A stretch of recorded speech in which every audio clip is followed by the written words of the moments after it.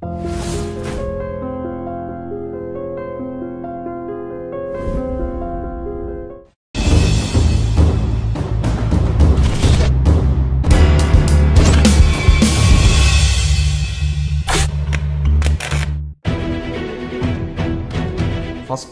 ఎవరు ప్రేరణ ద్వారా అడవిలోకి వెళ్ళారు, ఏ అడవిలో ప్రవేశించారు? ఆ రోజు తిండి కూడా తినలే. యాక్చువల్గా నా డబ్బులు ఏవైతున్నాయో నా డబ్బులు మొత్తం కూడా మా ఫ్రెండ్స్కు ఇచ్చేసిన. పోయి హోటల్లో వెయిట్ చేసిన. పైసలు లేవు కాబట్టి హోటల్ లోపల మమ్మల్ని తీసుకుపోయే ఒక వ్యక్తి చా తాగండి అని చెప్పి అక్కడ మాట్లాడిండు. చా తాగినాం, ఇంకేదో టిఫిన్ తిన్నాం. ఆయన డబ్బులు ఇస్తారనుకుని ఆయన డబ్బులు ఇవ్వలే. ఇప్పుడే వస్తున్నాను ఆయన వెళ్ళిపోయింది. ఆయన 2 గంటలు హోటల్లో వెయిట్ చేసినాం. మా దగ్గర ఇక్కడ హైదరాబాద్ లోపల దిల్సుఖ్ నగర్ ప్రాంతం లోపల మనను రిసీవ్ చేసుకుంటారు సంబంధించింది. అంటే నక్సలైట్లనంటే చాలా వాళ్ళు భయంకరంగా ఉంటారు, మిస్సాలు ఉంటాయి, చాలా హైటు పర్సనాలిటీ ఉంటుంది అనేది ఏందో అది పూర్తి భిన్నంగా ఉంది. అది ఎక్స్చేంజ్ ఆఫ్ ఫైర్లో మీరు మిస్ అయిన ఘటనలు ఏమి గుర్తున్నాయి? నేను ఎన్కౌంటర్లో మిస్ అయిన అనేక ఘటనలు ఉన్నాయి.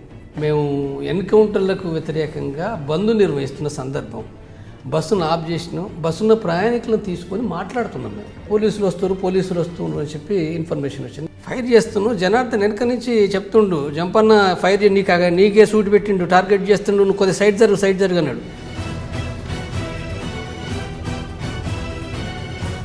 కానీ అదే టైంలో మీరు కొండపల్లి సీతారామయ్య గారు తప్పించిన ఆ ఎపిసోడ్లో కూడా మీరు ఉన్నారనేది పోలీసు రికార్డ్స్ చెప్తుంది. ఆ ఘటన చెప్పాలనంటే ఆ రోజు కొండపల్లి సీతారామయ్య తీసుకుపోయారు. నేను మల్లెపల్లి ఐటీ లోపల హాస్టల్లో ఉంటున్నాను.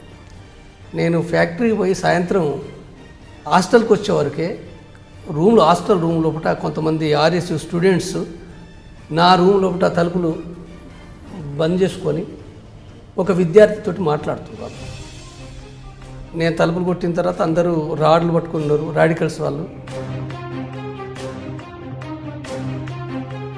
ఫస్ట్ మీరు చేసిన యాక్షన్? నేను ఫస్ట్ యాక్షన్ చేయలే. ఫస్ట్ నేను ఎన్కౌంటర్కి గురైనా. అయ్యో. మేము బాటమట్టి నడిచిపోతున్నాం. చాలా దగ్గరికి వచ్చిన తర్వాత మేము గమనించాం, పడుకున్నారు అంత మూటల్లాగా, ఒక రకమైన తెల్లగా కనబడుతున్నారు. ఎవరని చెప్పి మేము కాషన్ ఇచ్చాను. కాషన్ ఇస్తే చనిపోయిన తర్వాత అతని కడుపులో కూడా బాంబులు పెట్టి అతని కోసం వేటాడని పోలీసులు వస్తారు, వాళ్ళని పట్టుకోవాలని చేయడం అనేది అంటే పార్టీ సిద్ధాంతం కాదని మీరు చెప్తున్నారు. మరి ఇటువంటి ఘటనలు చేయడం వల్ల ప్రజల్లోకి ఎటువంటి మెసేజ్ పోద్ది అనుకుంటున్నారు? తర్వాత ఏటూరు నాగారం బస్సు బ్లాస్ట్ విషయంలో అసలు ఏం జరిగింది? మీరు ఎన్కౌంటర్లకు నిరసనగా 86 లోపల ఆ రోజు బస్సులు బంద్ చేయడం అనేది జరిగింది. అది అట్నే బస్సులు కాల్చివేయడం కూడా జరిగిన సందర్భం ఉంది. ఆ సందర్భంగా ఏపీఎస్పీకి సంబంధించిన ఒక వెహికల్ వస్తున్న సందర్భంగా అంటే బాల్య వివాహాలు తట్టుకోలేక పారిపోయి అడవిలోకి వచ్చిన వాళ్ళ పట్ల సానుభూతి చూపించాల్సింది పోయి వాళ్ళ పట్ల లింగ వివక్ష చూపిస్తూ వాళ్ళ పట్ల అగత్యాలు చేస్తుంటారన్నది కూడా. ఈ పోలీసు అనవసరంగా మమ్మల్ని అర్థం చేసుకోకుండా యుద్ధం మమ్మల్ని చంపడమే టార్గెట్గా పెట్టుకున్నాడన్న పోలీసులు ఎవరున్నారు? ఇవాళ పోలీసులకు నక్సలైట్లకు ఎందుకు యుద్ధం జరుగుతుందనే విషయాన్ని అర్థం చేసుకున్నాను. చాలా తేడా ఉంది. అర్థం చేసుకోలేకపోతున్నారు. పోలీసులకు కూడా తెలియదు. పోలీసులు కూడా ఎందుకు చంపుతారు, మీరు ఇక్కడ ఎందుకు చంపారు, అక్కడ ఎందుకు చంపారు, ఇట్లా ఎందుకు చేస్తున్నారు, అట్లా చేస్తున్నారు వాళ్ళు మాట్లాడుతారు. వాళ్ళు మాట్లాడుతున్నప్పుడు నిజమే ఉంది. అది నేను అందుకోసమే నేనేం చెప్పినట్టే నేను పార్టీ నుంచి బయటకు వచ్చేటప్పుడు ఇవాళ దీర్ఘకాలిక ప్రజాయుద్ధ పంత అనేది ఇవాళ అతకది, ఇది అవుట్డేటెడ్, ఇది దాదాపు 10-15 సంవత్సరాల నుంచి ఇది అవుట్డేటెడే, మనం గుర్తించలేదు. ఉస్మానియా యూనివర్సిటీ నుంచి ఎంతోమంది వచ్చారు. ఇవాళ మరి ఎవరు వస్తున్నారు, ఏ స్టూడెంట్స్ వస్తున్నారు, ఏ మేధావులు వస్తున్నారు, ఎవరు రారు. ఇవ్వాలి నేను గమనిస్తున్నా, ఎవరు కూడా తుపాకీ పట్టే ఎవరు ఒకరిద్దరు తప్ప తుపాకులు పట్టుకునే పరిస్థితి లేదు ఇవాళ.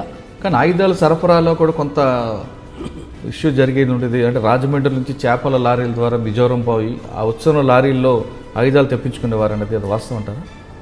మేము రాజమండ్రి తెప్పించుకుంటున్నాం లేదా చేపల అక్కడ ఓడ నుంచి తెప్పిస్తున్నాం అనేది ఏందో ఇవన్నీ కూడా రహస్యమైనవి. ఈ దేశంలో కూడా స్మగ్లర్స్ ఉన్నారు. ఈ దేశంలో రాజకీయ నాయకుల్లో, కాంట్రాక్టర్లు, పోలీస్ ఆఫీసర్లు, డబ్బుల కోసం అమ్మే వాళ్ళు అనేక మంది ఉంటారు కూడా. వాళ్ళు ఇస్తారు. వాళ్ళు ఇప్పుడు గ్రేహౌండ్స్ వాళ్ళు కూంబింగ్ చేసి రిటర్న్లో వస్తున్న టైంలో, సాయంత్రం టైంలో వాళ్ళు ఎలాంటి ఎక్స్చేంజ్ ఆఫ్ ఫైర్ చేయని టైంలో మావోయిస్ట్ పార్టీ సభ్యులు ఆ విధంగా ఫైర్ చేయడం అనేది యుద్ధ నీతి అనుకుంటారా? నేను జగిత్యాల నుంచి ఆదిలాబాద్ అడవిలోకి వస్తున్నాను. గోదావరి నది పైన మా పని చేశాను. తెల్లారుతుంది, తెల్లారుతుండే మేము అప్పటికే పోలీసులు అక్కడ రెడీ ఉన్నారు, మా పని చేసింది. పార్టీ పట్ల అంత గౌరవం నిబద్ధత ఉన్న మీరు మరి పార్టీలో జరిగిన అభిప్రాయాల మీద ఒక బుక్ రాసుకొని అది మీరు పార్టీకి ఎందుకు సమర్పించారు? పార్టీ నుంచి వచ్చే ముందట నేను రాసి వచ్చాను.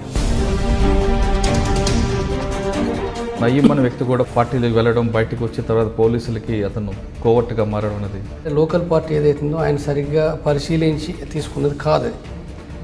ఆయన పార్టీలోకి వచ్చిండు, వచ్చిన తర్వాత కొన్ని యాక్షన్లో పార్టిసిపేట్ చేసిండు, తొందరగా షైన్ అయ్యిండు. అంటే మీడియాకి షైన్ అయ్యిండు, పార్టీలో షైన్ కాదు. పార్టీలో పూట ఏం షైన్ కాడు. ఇటు పార్టీ నాయకులను చంపిండు, ప్రజాసంఘ నాయకులను చంపిండు, లేదా అవే కాదు అసలు సమాజంలో పూట ఎన్ని దందాలు చేయనో అన్ని దందాలు నయం చేసిండు. మీరు లోపలికి వెళ్ళిన తర్వాత ఇటు మీ అమ్మగారు మీ నాన్నగారు చెప్పకుండా లోపలికి వెళ్ళారు. మీరు ఒక్కసారి వాళ్ళు కనబడడం ఘటనలు కానీ వాళ్ళకి లోపలికి వెళ్ళారు కదా వాళ్ళతో కలవాలని కానీ ఎప్పుడైనా అనిపించదండి? అంటే పోలీసులకు కూడా తెలియదు.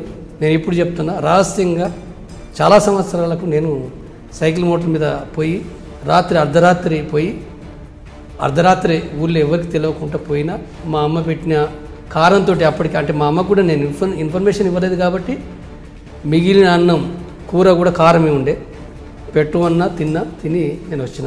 మీరు బయటకు వచ్చారు, వచ్చిన తర్వాత దాదాపు సంవత్సరం అవుతుంది. ఇప్పటికి ఇక్కడున్న పరిస్థితి చూసిన తర్వాత తిరిగి మరొకసారి వెళ్ళాలనిపిస్తుందా మీకు? నాకు ఇల్లు కూడా లేదు. ఇల్లు లేదు కాబట్టి నేను హైదరాబాద్లో పూట కిరాయి తీసుకుని ఉంటున్నా. మేము ఇద్దరము రోజుకు 15 గంటలు పనిచేస్తున్నాం. అంటే కన్న తల్లిని కన్న తల్లిదండ్రులని కాకుండా సమాజమే దేవాలయం అనుకున్న మీరు దానివల్ల ఏమైనా సాధించారనుకుంటున్నారు?